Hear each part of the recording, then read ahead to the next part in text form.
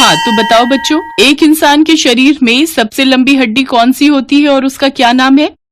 Kanika ma'am इस सरकारी school की बायोलॉजी टीचर हैं। उसने जो सवाल पूछा था, सारे बच्चे उसका जवाब याद करने में लग गए। तभी उनकी नजर क्लास में लास्ट बेंच पर बैठी एक बच्ची पर पड़ी जो अपना सिर खुजला रही थी, और उसने काफी देर बाद आंसर बताने के लिए अपना हाथ उठाया।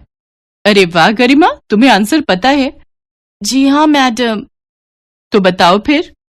मैडम जी, वो हमारे शरीर की जांघ की हड्डी सबसे लंबी होती है। अरे वाह, शाबाश। और उसे क्या कहते हैं? मैडम जी, उसे फीमर कहते हैं। वेरी गुड गरिमा। सारे बच्चे सोचते रह गए और तुमने सिर खुजलाकर एकदम सही जवाब दे दिया। कनिका मैम की बात सुनकर वहाँ मौजूद सारे बच्चे हंसने लगे और उनकी हंसी सुनकर गरिमा उदास हो गई। कनिका मैम को समझ ही नहीं आया कि उन्होंने ऐसा क्या कह दिया कि सारे बच्चे हंसने लगे और गरिमा मायूस हो गई। फिर अगले दिन, बच्चों आज का सवाल है कि एक स्वस्थ इंसान का दिल 1 मिनट में कितनी बार धड़कता है? बच्चे फिर से जवाब याद करने की कोशिश करने लगे कि तभी गरिमा ने सिर खुजलाते हुए हाथ खड़ा किया। अरे वाह गरिमा, फिर से शाबाश। बताओ उत्तर क्या है? मैडम, 60 से लेकर 100 बार तक। वेरी गुड गरिमा, तुम्हारा दिमाग तो बहुत तेज दौड़ता है। कनिका मैम के मुंह से अपनी तारीफ सुनकर गरिमा बहुत खुश हुई, पर तभी किसी शरारती बच्चे ने कहा, हाँ, इसका दिमाग बहुत तेज दौड़ता है क्योंकि इसके सिर में जुएं भी तो उतनी तेजी से दौड़ती हैं।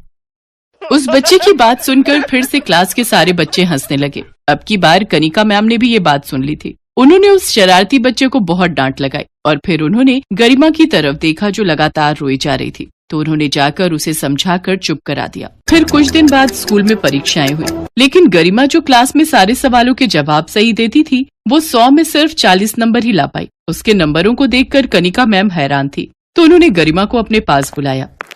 गरिमा, ये क्या है बच्चे, तुम्हें तो हर सवाल का जवाब पता होता था, फिर परीक्षा में क्या हुआ, इतने कम नंबर?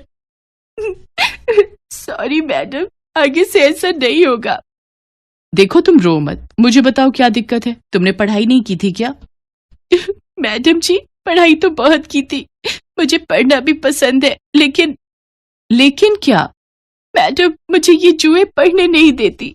मेरे सिर में बहुत सारी जुए हैं, इसी वजह से मैं सारा दिन अपना सिर खुजलाती रहती हूँ, और जुओं की वजह से ही कोई बच्चा मुझसे बात नहीं करता है और न ही कोई मेरे साथ बैठता है। सारा दिन वो लोग मेरा मजाक उड़ाते रहते हैं। गरिमा की बात सुनकर कनिका मैम ने पहली बार उसके सिर को ध्यान से देखा, तो उन्होंने भी महसूस किया कि वाकई गरिमा के सिर में बहुत सारी जुएं थी और साफ साफ दिखाई दे रही थी। तुम परेशान मत हो बेटा, सब ठीक हो जाएगा। तुम अपनी पढ़ाई पर ध्यान लगाओ, और हाँ, कल अपने मम्मी पापा को अपने साथ यहाँ स्कूल लेकर आना। ठीक है मैडम जी। अगले दिन गरिमा अपने माता पिता को स्कूल लेकर आई। नमस्ते मैडम जी। नमस्ते जी, मैंने आप दोनों को गरिमा के बारे में कुछ बात करने के लिए बुलाया है। देखिए, आपकी बेटी पढ़ने में बहुत होशियार है, लेकिन फिर भी उसकी सारी मेहनत बेकार हो जाती है। वो बस जैसे तैसे पास ही हो रही है। जी हाँ मैडम जी, गरिमा ने बताया हमें, वो बेचारी अपने सिर के जुओं से बहुत परेशान है। गरिमा ने हमें बताया था कि वो सारा वक्त अपने सिर में खुजली करती रह गई और उतने में पेपर का समय पूरा हो गया, जबकि उसे सब आता था, पर फिर भी वो सब कुछ नहीं लिख पाई। हाँ, तो यही तो मैं आप दोनों से कहना चाहती हूँ कि गरिमा को अपने सिर की सफाई रखनी चाहिए और आप दोनों को इस बात पर ध्यान देना चाहिए। नहीं मैडम जी, बात वो नहीं है। वो अपना सिर साफ रखती है, रोज नहाती भी है, पर जुएं उसके सिर से जाते ही नहीं। उसकी इस बीमारी से तो हम बहुत परेशान हैं। देखिए, एक बात समझ लीजिए कि ये कोई बहुत बड़ी बीमारी नहीं है। कई बार गंदगी की वजह से सिर में जुएं पड़ जाती हैं और कई बार कुछ और कारणों की वजह से भी ऐसा हो सकता है। मैडम, हमने इसका इलाज कराने की भी कोशिश की। वो एक डॉक्टर थे, डरला मोटोजी। हाँ, मैं समझ गई, डर्मेटोलॉजिस्ट। फिर क्या हुआ? उनकी फीस और इलाज बहुत महंगा था, तो हम उनके पास जा नहीं पाए। मैं एक छोटा सा किसान हूँ, मेरे पास ज्यादा पैसे नहीं हैं। अच्छा, एक काम कीजिए, मैं ये पता लिख कर दे रही हूँ, आप उन डॉक्टरों से मिल लीजिए। ये भी डरला मोटोजी हैं? हाँ, ये भी वही है और बहुत अच्छे डॉक्टर हैं। पर मैडम जी, इनकी फीस। आप फिक्र मत कीजिए, वो मेरे पति हैं, आपसे इलाज के पैसे नहीं लेंगे। कनिका मैम की बात सुनकर गरिमा के माता पिता को बड़ी राहत मिली। अगले ही दिन वो गरिमा को डॉक्टर आकाश के पास ले गए। डॉक्टर साहब नमस्ते। नमस्ते। डॉक्टर साहब, वो हमें मैडम जी ने भेजा है। अच्छा अच्छा, तो आप गरिमा के माता पिता हैं और तुम गरिमा होगी, है ना? जी सर। आओ भाई गरिमा, यहाँ मेरे पास आकर बैठो। देखें तुम्हारे सिर की क्या हालत है। डॉक्टर आकाश ने गरिमा का सिर पकड़कर उसे अच्छे से देखा और फिर, देखिए, ये गंदगी की वजह से नहीं है, बस थोड़ा सा इन्फेक्शन है। ये जुएं आम शैम्पू या घरेलू नुस्खों से नहीं जाएंगे। तो फिर डॉक्टर साहब, क्या इसका कोई इलाज नहीं है? अरे अरे, घबराइए नहीं, ऐसा कुछ नहीं है। मैं कुछ दवाई और लोशन लिख कर दे रहा हूं, बाहर स्टोर से ले लीजिए। और हाँ, उन्हें कह देना कि मैंने भेजा है, तो वो आपसे पैसे कम लेंगे। डॉक्टर आकाश और कनिका मैम बहुत अच्छे इंसान थे। उन्होंने गरिमा और उसके घर वालों की बहुत मदद की थी। अब गरिमा वक्त पर आकाश की लिखी दवाइयाँ खाती और सर में लोशन लगाती। कुछ दिन बाद उसके सिर से जुएं जड़ से गायब हो गए और फिर कई दिनों के बाद, नमस्ते मैडम जी। नमस्ते गरिमा, कैसी हो? अरे वाह, तुम्हारे बाल तो बहुत ही प्यारे लग रहे हैं। हाँ जी मैडम जी, और देखिए ना, अब मेरे सिर में एक भी जू नहीं है। डॉक्टर साहब ने और उनकी दवाइयों ने तो कमाल ही कर दिया। हस्बैंड किसके हैं? कनिका मैम की बात सुनकर गरिमा जोर जोर से हंसने लगी। कुछ दिन बाद स्कूल में फिर से परीक्षाएं आईं। इस बार गरिमा ने पहले से भी ज्यादा मेहनत की और पूरा पेपर अच्छे से दिया। जब परीक्षा का रिजल्ट आया तो सभी हैरान रह गए, क्योंकि गरिमा पहली बार अपनी क्लास में फर्स्ट आई थी। और इस बार क्लास में फर्स्ट आई है गरिमा, पूरे 98% मार्क्स के साथ। स्कूल के सभी बच्चों के साथ साथ उनके माता पिता और स्कूल का बाकी स्टाफ भी वहां मौजूद था। और ये देखकर गरिमा के माता पिता की आंखों में आंसू आ गए और खुद गरिमा भी खुशी से रोने लगी। शायद उसके माता पिता के साथ साथ उसने भी खुद से सारी उम्मीदें तोड़ ली थी, जो अब पूरी होती दिख रही थी। ये सब आपकी और डॉक्टर साहब की वजह से ही हो पाया मैडम जी, आपका बहुत बहुत शुक्रिया। अरे नहीं बहन जी, आपकी बच्ची तो शुरू से ही होशियार थी, बस उसे थोड़ी सी मदद की जरूरत थी। आप बिल्कुल चिंता मत कीजिए, मुझे पूरा विश्वास है गरिमा अपने जीवन में बहुत कुछ हासिल करेगी। हाँ मैडम जी, मैंने तो सोच भी लिया, अपनी गरिमा को मैं एक डरला मोटोजी बनाऊंगी। मम्मी, डरला मोटोजी नहीं, डर्मेटोलॉजिस्ट। गरिमा की बात सुनकर वहां खड़े सारे लोग जोर जोर से हंसने लगे। कनिका मैम भी बहुत खुश थी, क्योंकि उनकी थोड़ी सी कोशिश से एक बच्ची की जिंदगी संवर गई थी और उसके सपनों को पंख मिल चुके थे।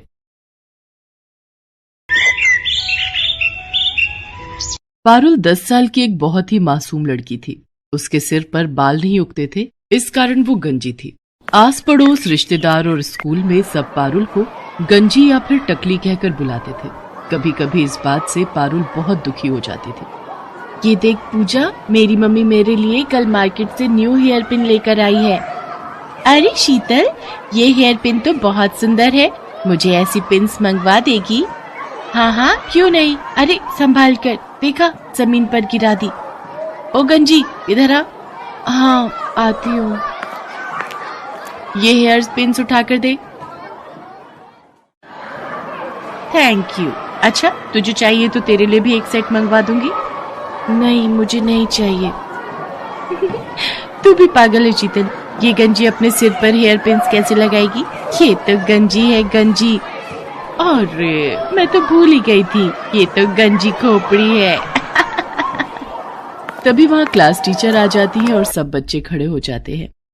गुड मॉर्निंग बच्चों, आज आप सबके लिए एक बहुत अच्छी न्यूज है। हमारे स्कूल में एक बहुत बड़े लेवल का फैशन शो होने जा रहा है, इसलिए आप सब भी उसकी तैयारी शुरू कर लें।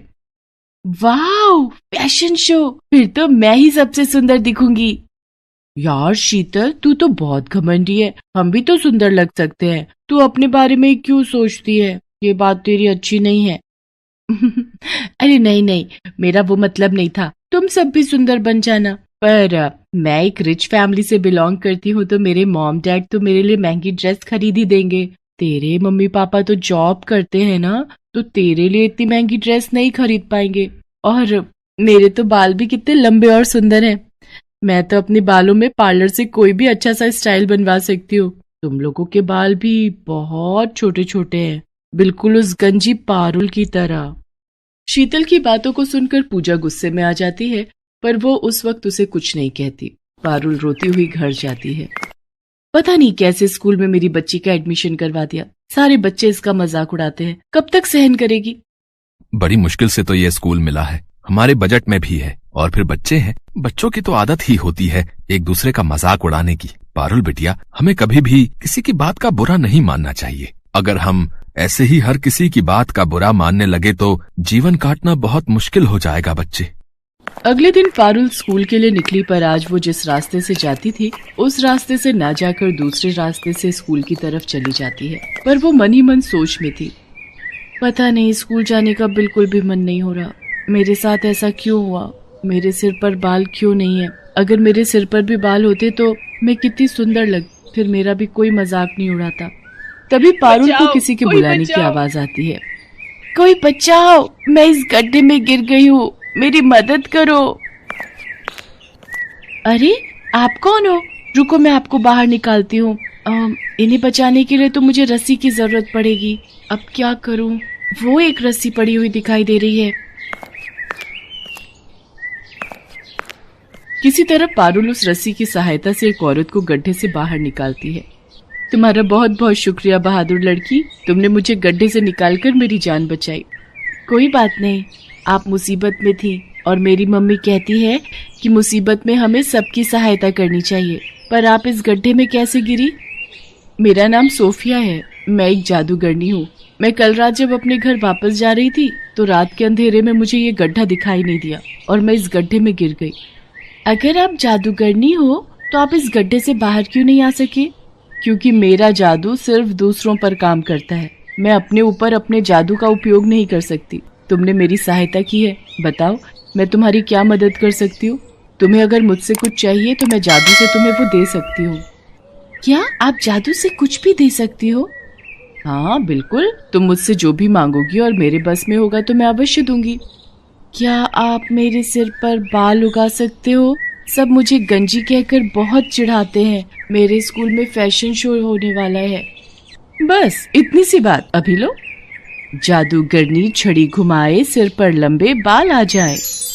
और देखते ही देखते पारुल के सिर पर लंबे और सुंदर बाल आ जाते हैं। अब वो गंजी नहीं थी। पारुल, तुम्हारे सिर पर असली बाल है, ये बात किसी को मत बताना। जब समय आएगा तो सबको खुद पता चल जाएगा। अभी तुम सबसे यही कहना कि तुमने बालों के लिए एक विग खरीदा है। अब तुम स्कूल जाओ और कभी भी मेरी जरूरत हो तो 3 बार मुझे आवाज लगाना, मैं तुम्हारे सामने आ जाऊंगी। थैंक यू जादूगरनी आंटी, आप बहुत अच्छी हो। पारुल के सिर पर बाल आ जाते हैं और वो बहुत खुश होती है। उसके बाद वो स्कूल जाती है और सबको यही कहती है कि उसने बालों में विग लगवाई है। इस पर सब बच्चे हंसने लगते हैं। विग लगाने से क्या होता है तो तू अभी भी गंजी ही ना। पारुल शीतल की बात का बुरा नहीं मानती।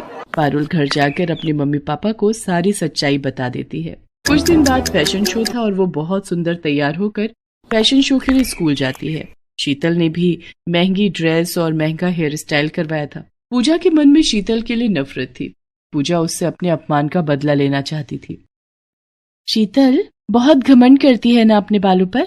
आज मैं उसके बालों में ये गोंद चिपकाकर उसके सारे बाल खराब कर दूंगी ताकि वो फैशन शो में भाग ही न ले पाए। शीतल, तेरे बाल तो बहुत सुंदर लग रहे हैं, पर बालों में जो ऊपर पिन लगी हुई है ना, मैं उसको ठीक कर दूं? लग रहा है वो नीचे गिरने वाली है। कहाँ गिर रही है, जरा ठीक से लगा दे। पूजा जानबूझकर अपने हाथों में पकड़ी हुई गोंद की डिब्बी शीतल के बालों में गिरा देती है। ओह सॉरी शीतल, मेरे हाथ में तो गोंद की शीशी थी, तुम्हारे सारे बालों में गिर गई है। मुझसे गलती हो गई, मैंने ये जानबूझकर नहीं किया। पूजा, थोड़ी देर में फैशन शो स्टार्ट होने वाला है, तुमने मेरे सारे बाल खराब कर दिए। मेरे सारे बाल चिपक गए हैं, देखो मैं कितनी गंदी लग रही हूँ, अब मैं क्या करूंगी। शीतल रोने लगती है। सब बच्चे फैशन शो के लिए नीचे हॉल में पहुंच जाते हैं। शीतल क्लास में बिल्कुल अकेली बैठी थी। तभी पारुल वहां आ जाती है। उसे सारी बात पता चलती है। तुम चिंता मत करो, मैं अभी जादूगरनी आंटी को बुलाती हूँ, वो तुम्हारे बाल बिल्कुल ठीक कर देंगी। पारुल जादूगरनी को आवाज लगाती है और वो वहां आ जाती है। पारुल, शीतल ने तो हमेशा तुम्हारा मजाक उड़ाया है, फिर भी तुम इसकी मदद करना चाहती हो, पर इसके लिए एक शर्त है। अगर मैं शीतल के बाल ठीक करूंगी तो बदले में तुम्हें फिर से गंजा होना पड़ेगा। जादूगरनी आंटी, कोई बात नहीं, आप मुझे फिर से गंजा कर दो, पर मेरी दोस्त के बाल ठीक कर दो। शीतल पारुल की सारी बातें सुन रही थी। इसका मतलब पारुल के बाल असली हैं? इसने विग नहीं पहना? मैंने पारुल से कितनी नफरत की, उसका कितना मजाक उड़ाया, पर ये मेरे लिए फिर से गंजी होने को तैयार है। सचमुच मैं कितनी बुरी हूँ। पारुल कितनी अच्छी है। जादूगरनी आंटी, आप ऐसा कुछ मत करना। आप पारुल को फिर से गंजा मत करो। मैं फैशन शो में हिस्सा नहीं लूंगी। आप मेरे बाल ऐसे ही रहने दो। चिंता मत करो शीतल, मैं तो पारुल की परीक्षा ले रही थी। मैं ऐसा कुछ नहीं करूंगी। मैं तुम्हें सीख देना चाहती थी, कभी भी किसी से ईर्ष्या मत करना। ईर्ष्या करना बुरी बात है। पारुल, तुम सचमुच बहुत संस्कारी बच्ची हो। तुम्हारे माता पिता ने तुम्हें बहुत अच्छे संस्कार दिए हैं, इसलिए मैं तुम्हारे कहने पर शीतल के बाल ठीक कर देती हूँ। जादूगरनी शीतल के बाल ठीक कर देती है। मुझे माफ कर दो पारुल, मैंने हमेशा तुम्हारा मजाक उड़ाया। मेरी अपनी दोस्त पूजा मेरे साथ गलत कर गई। मैं सबको बताऊंगी कि तुम बहुत अच्छी हो।